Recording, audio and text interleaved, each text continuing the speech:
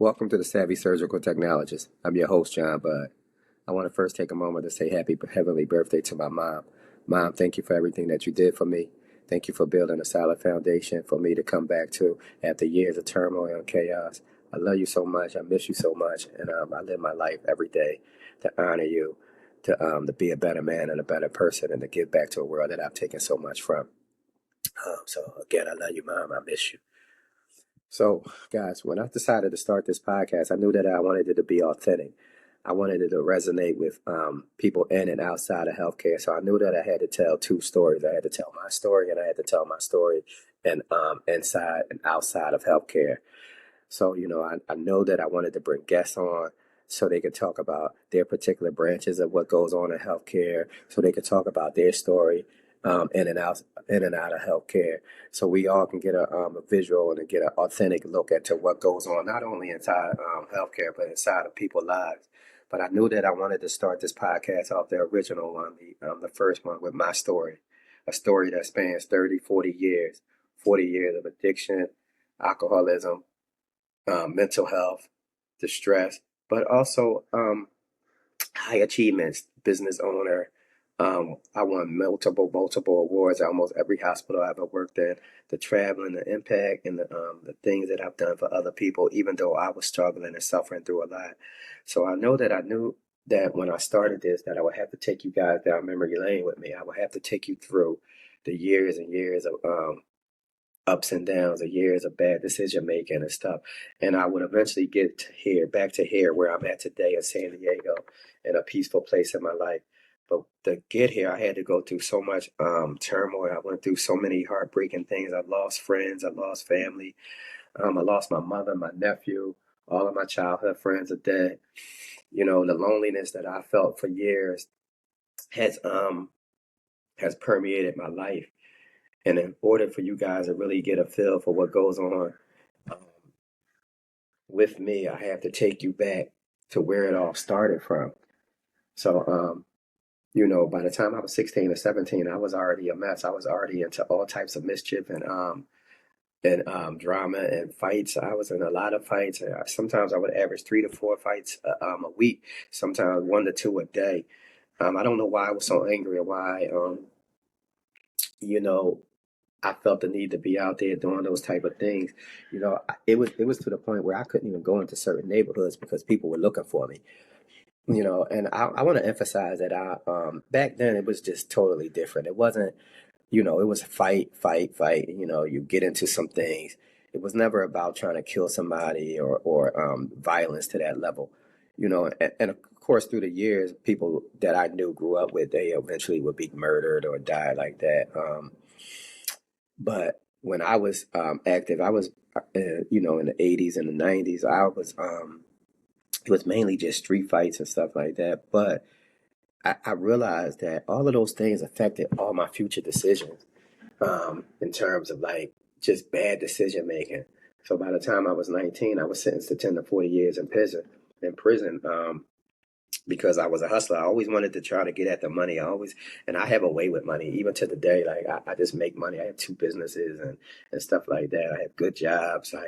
I've always had good jobs. I always had money to provide for the things that I was doing, which wasn't always good because I always knew money was coming right behind the money that I was wasting, the money that I was wasting on alcohol and pouring that poison into me, and it was just altering me. And ultimately, it all led to depression. And the reasons why I want to tell you guys all of these stories and to get you a feel for what went on is because there's so many people in and out of healthcare who um, who need to hear things, who need to know that there's hope. Because I feel like for me, I've been through so much, I've seen so much, I've done so much that I finally got to the other side of it. And I want to just give back. I want to give people some hope to know that if you're still gambling, if you're doing drugs, if you're struggling with anything in and outside of healthcare, because like I said, healthcare is a microcosm of what goes on in real life. So for every addict you see out in the street, there's addicts in healthcare. Every depressed person you see out in the streets, there's mentally depressed people in healthcare. I remember walking down hallways and looking into people's eyes and seeing the same pain and hurt that I had in my own eyes. And I know that there's people who still struggle. And what I want to get to eventually is the fact that for years I would struggle through with mental health and depression and alcoholism, and I never felt I had an outlet to talk about those things. And granted, all of these hospitals, they give you things that you could call. They have services that you could call, but healthcare professionals are the worst people. We don't know how to call and ask for help. We really don't. It took me 30 years to ask for help, and I was dying.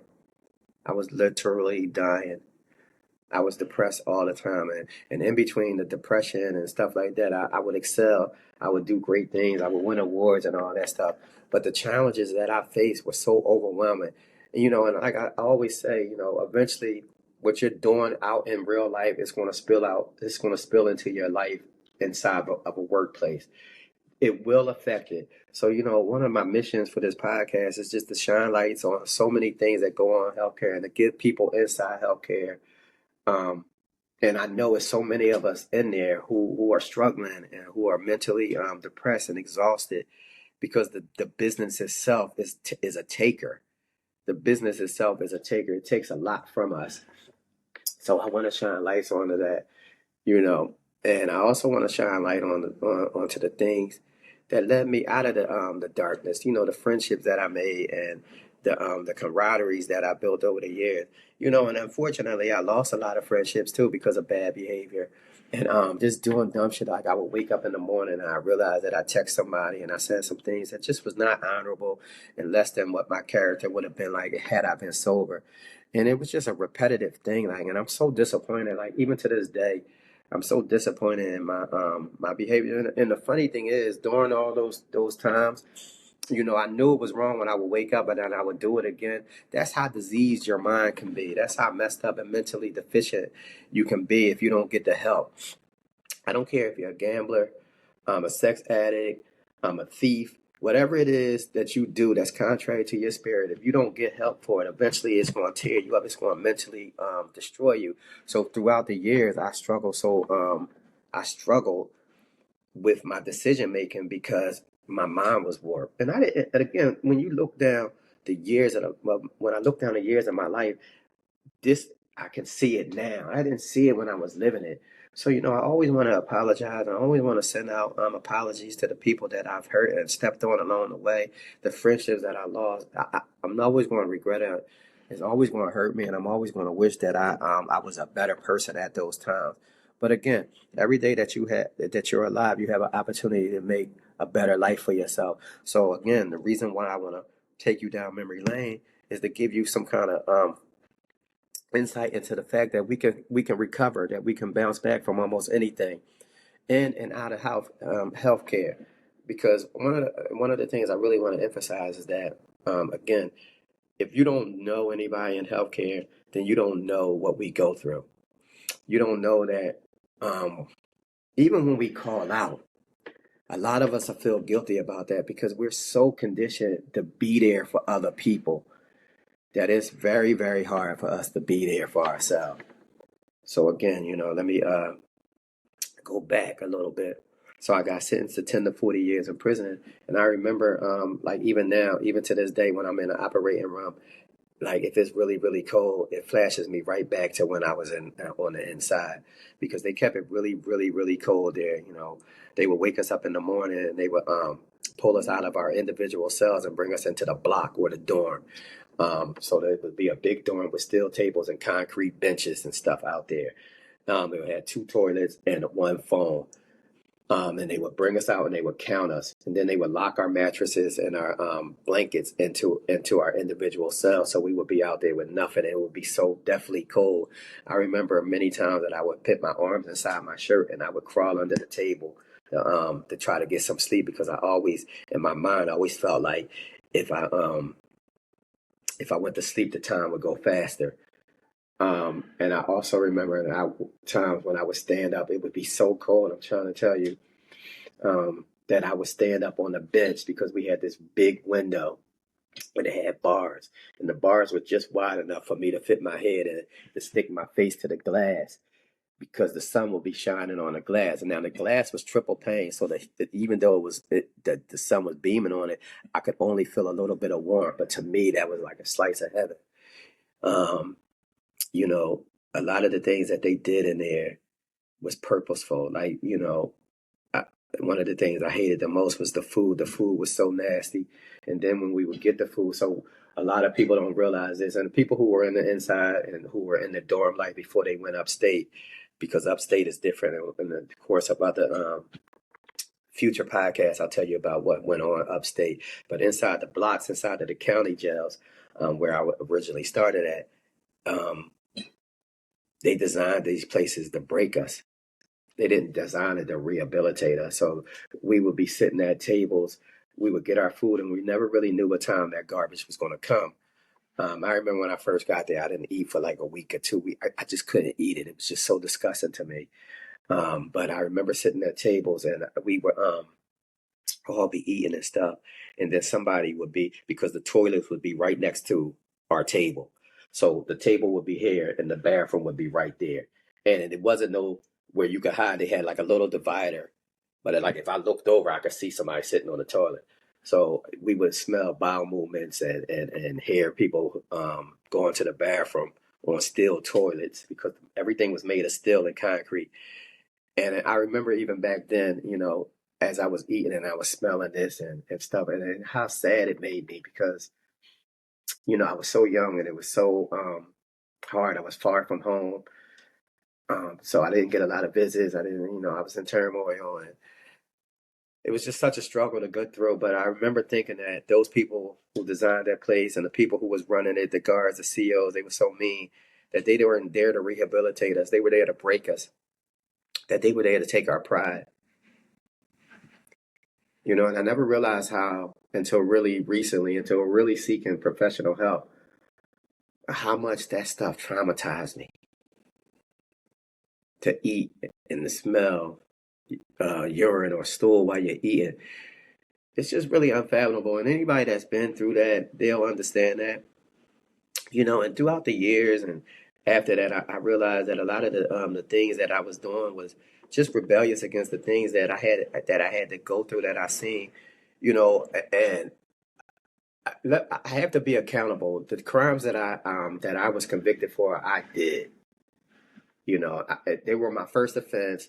I wasn't raised to be that way, even though I was always out there doing sly stuff. My mother and my parents didn't raise me to be that way. So a lot of the things that I went through later on in life is because I was just doing things that was contrary to how I was raised, and eventually it affected my mental health to the point where I hit a wall, and I had to make a decision to either die or go get help, and that's 30, 35 years after.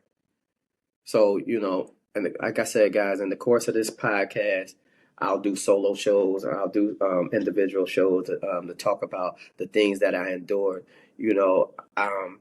I told you in a previous episode, well, I taped a previous episode that I'm not going to use, but I had told you guys how I would go home after a night of binging or a week of binging. Like I would disappear for a week, weeks at a time sometimes. And this is why I was at work in healthcare. Like I would call out, or I would go to work and have them send me home because I was sick. Now, let me emphasize, I had a double life.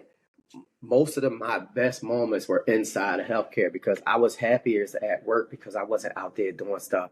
Because when I was at work, I couldn't drink. I couldn't party. I couldn't do anything. I had to be right. And that's where I excelled at. My happiest moments was inside of healthcare until later on in my life when no matter what I did, my outside life spilled into healthcare.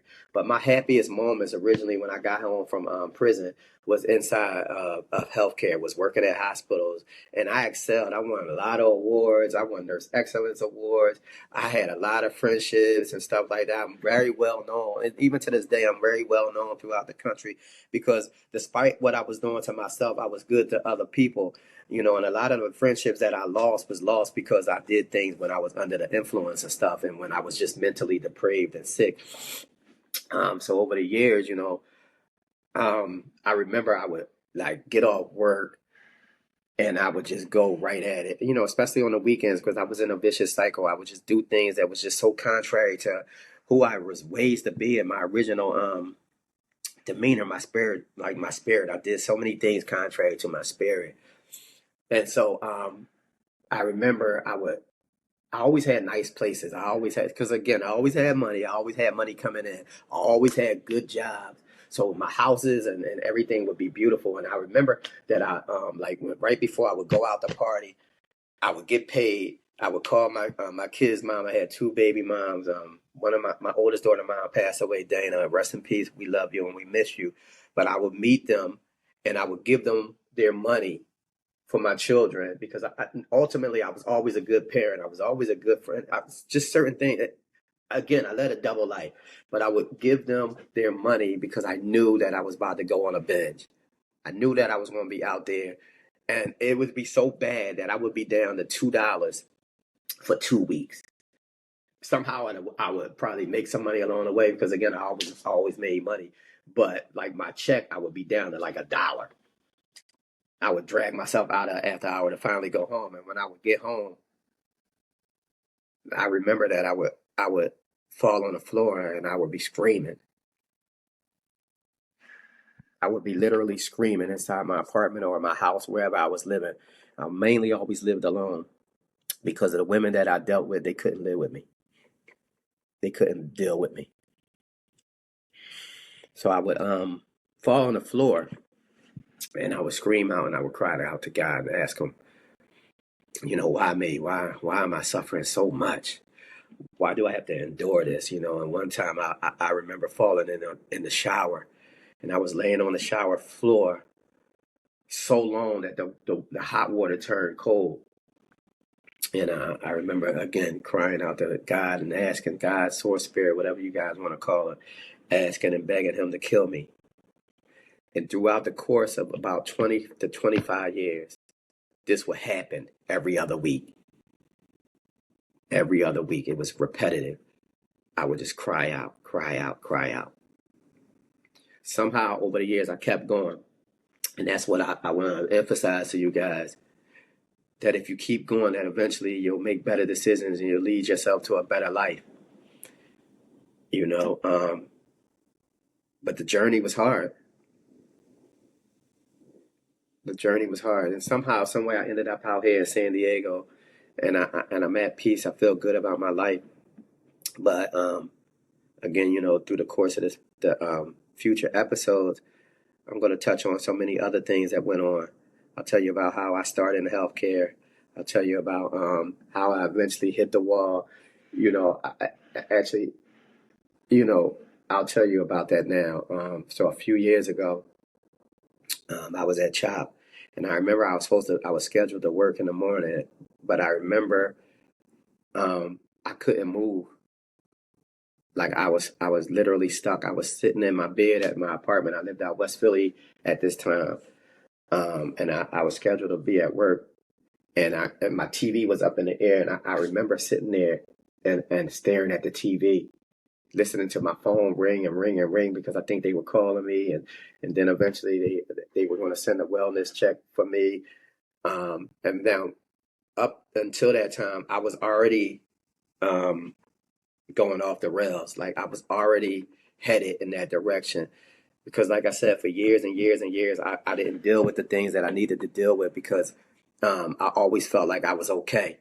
I always felt like I could overcome it, that I didn't need the help. So on this individual day, that last day before I finally had my breakdown, I had a mental breakdown. And again, I'm sharing these things with you guys to let you know that on the other side of it, I saved my life. And I just want to emphasize that the people who are struggling, that if we make better decisions, that if we seek professional help, and it's okay to seek professional help, especially people inside healthcare, it's okay to get the help. But up until that day, I just didn't have the ability to get the help that I needed. So I remember I ended up in a hospital, and I remember and what really made me decide that I needed to get help was I remember talking to a nurse named Rachel. She works at CHOP. Shout out to Rachel. Thank you for even taking the time to even talk to me. And what she said to me was, I said, I think I told her that I didn't know what to do. I needed help, and that I couldn't do it no more.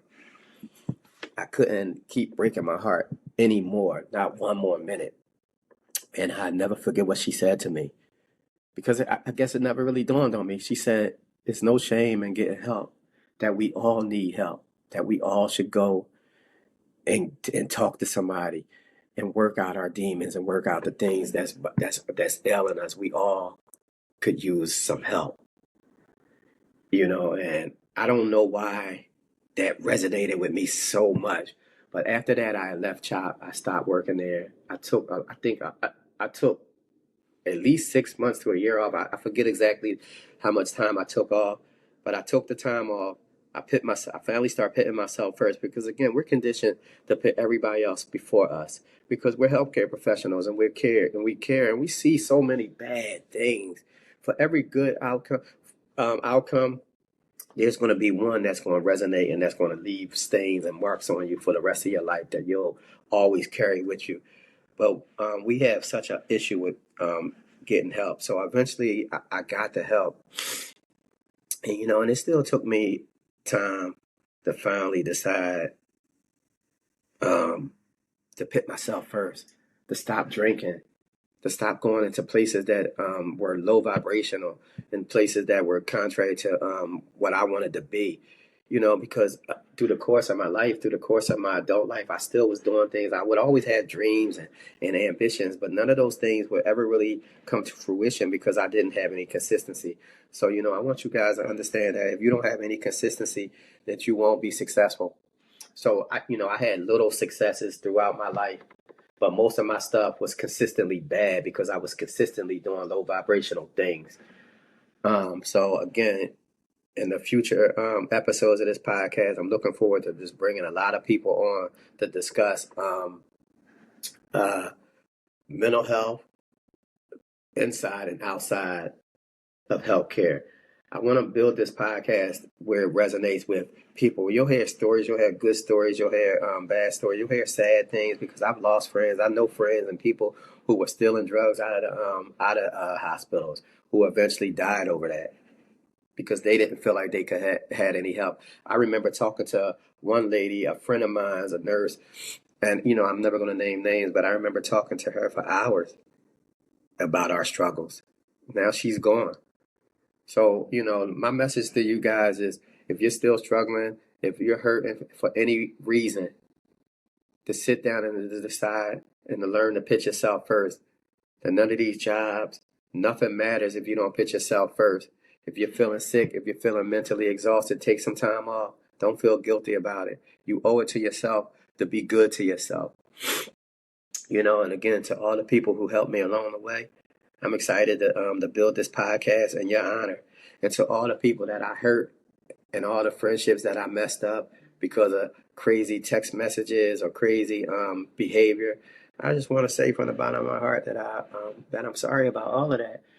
And I know that I reached out to people over the years individually as I tried to get to a better place in my life. I apologized and I try to make it right. And some people accepted it, and a lot of people, some of them haven't. And I understand it. This is the last time I'm going to apologize for it, because I have to move on, and I understand that you have your journey as I have mine. So again, moving forward and going forward, I look forward to sharing a lot of my life with you guys, because this podcast won't resonate unless I give you the stories that matter. Because the stories matter, not just mine, but the people that I'm going to have on. And if you guys listen, if you take a moment to digest the things and not look at it as just a story, because for you it's a story, but for me it's real life. But for the people who are struggling, if you look at it, it'll be a cautionary tale, and it'll maybe give you some hope, because my trajectory is so high. I don't do the things anymore that hinder me. I'm very consistent. I'm very kind-hearted. I'm very thoughtful. I'm just, finally got back to what I was raised to be. I never, when I'm at work, I'm always team-oriented. I never, ever want to shit on anybody at work. I don't want to shit on people in the streets. I don't argue. I don't fight. That don't mean I don't stick up for myself or anything like that when I feel like I'm being wrong or whatever. But I don't never bring the nonsense to anybody anymore. You know, I said that when I would moved out here, I wanted to give Radies my very best because I never gave any of the other facilities my very best because I was still sick. And now that I'm on the other side of that stuff, that I feel mentally good and I'm at peace, finally at peace. I know that I can give them people my best, and I never go in there and I shit on anybody. So I just want to again emphasize to you guys that if you're struggling with anything, try to seek the help and put yourself first because your love matters, self love matters, and we can't go anywhere, we can't accomplish anything without it. All right, cool. Look forward to talking to you guys again next week. I was supposed to have a guest on. We were going to talk about losing our mothers inside of healthcare and the ramifications of that and how it affected us and in our healthcare life and our regular real lives as well. But she's unavailable for that for the to tape the session. So I may just do another solo episode and take you guys again down memory lane with me and talk about again how I actually started the healthcare. I'll give you how I interviewed and how I wanted to run away after my first day. So look forward to talking to you guys soon. Look forward to building the podcast. And I hope that you understand that the first episode won't be like the 100th episode. This is my very first time doing this. So I hope that you guys bear with me and I hope that you got a little something out of it. All right? Cool. Savvy.